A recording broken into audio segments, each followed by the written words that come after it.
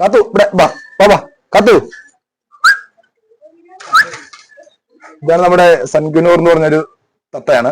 സൻകുന്നൂർ ഇവിടെ നമ്മുടെ ഇവിടങ്ങളിലൊക്കെ നമുക്ക് യൂട്യൂബിലൊക്കെ കാണാനുണ്ട്, പക്ഷെ പുറത്തേക്ക് പോയാലും കാണാനുണ്ട്. അതേപോലെ കുറെ ബേഡ്സിനെ വളർത്തുന്ന വീടുകളിലൊക്കെ ഉണ്ട്. പക്ഷെ ഇവിടങ്ങളില് കൂടുതലും വീടുകളില്ല. ചില ആൾക്കാർക്ക് ഉണ്ട് കേട്ടോ. ഇല്ല, നല്ല നല്ല ഇണക്കമാണിത്. നമ്മുടെ കൂടിന് വെളിയിലേക്ക് വിട്ടാലും നമ്മുടെ കൂടത്തിലാണ്, നമ്മൾ പറന്നു പോകില്ല. പിന്നെ ഒരു കുഴപ്പം വർത്താനം പറയില്ല. സാധാരണ നമ്മുടെ തത്തയെ അപേക്ഷിച്ച് വർത്താനം പറയില്ല. പക്ഷെ സ്നേഹം നല്ല സ്നേഹമാണ്.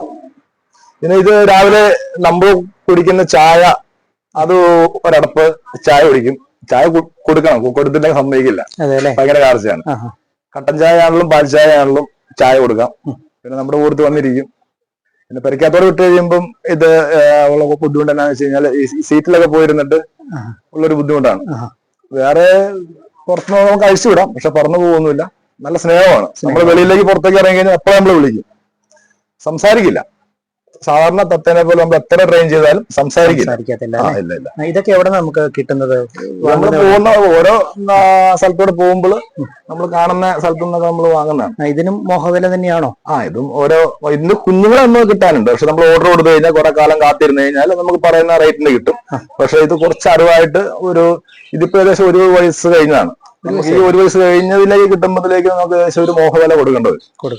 മറ്റേ കുഞ്ഞിനൊക്കെ ആണെങ്കിൽ ഒരു 7,000 രൂപ 8,000 രൂപയാണ് അതിന് വില പറയണത്. അത് ജോഡിയായിട്ട്. കൃത്യമായിട്ടുള്ള രീതികൾ എങ്ങനെയാ ശരിക്കും? നമ്മളിപ്പോ രാവിലെ ഉള്ളതിന്റെ ഫുഡ്, മറ്റുള്ള പരിചരണങ്ങളൊക്കെ എങ്ങനെയാണ്? അങ്ങനെ പ്രത്യേകിച്ച് ഫുഡ് കാര്യങ്ങളൊന്നും നമ്മളിതിന് തിന, അതുപോലെ തന്നെ നമ്മുടെ സെമീസ് അങ്ങനെയുള്ള സാധനങ്ങൾ നമുക്ക് ഇട്ട് കൊടുക്കുക.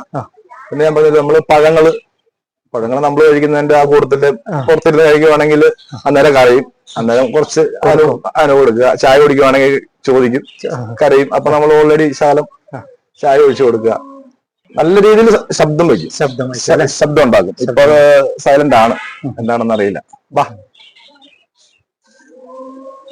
ഇതല്ലാതെ വേറെ കിളികളൊക്കെ ഉണ്ടോ? നമുക്ക് കിളികൾ എനിക്ക് ഉണ്ടായിരുന്നു. ഇപ്പൊ ഞാൻ കുറച്ചു, കാരണം ഇത് എല്ലാത്തിനും കൂടെ സമയം കിട്ടാത്തതുകൊണ്ട് ഇപ്പൊ ജസ്റ്റ് 2 ലവ് ബേർഡ്സ് മാത്രമേ നമുക്ക് ഉള്ളൂ. നല്ല ഇണക്കമുണ്ട്. നമുക്ക് ഓൾറെഡി പുറത്ത് വിട്ടാലും പറന്നു പോവില്ല. പക്ഷെ ഒന്ന് പിടയ്ക്കും. കുറച്ചു നേരം കഴിഞ്ഞ് ഞാൻ അങ്ങനെ പുറത്ത് വന്നിരുന്നോളൂ അല്ലേ? ചെവിയിൽ കടിക്കുന്നുണ്ട്. ചിലപ്പോൾ നല്ല കടിയൊക്കെ വെച്ച് തരും, ഇഷ്ടപ്പെട്ടില്ല എന്നുണ്ടെങ്കിൽ.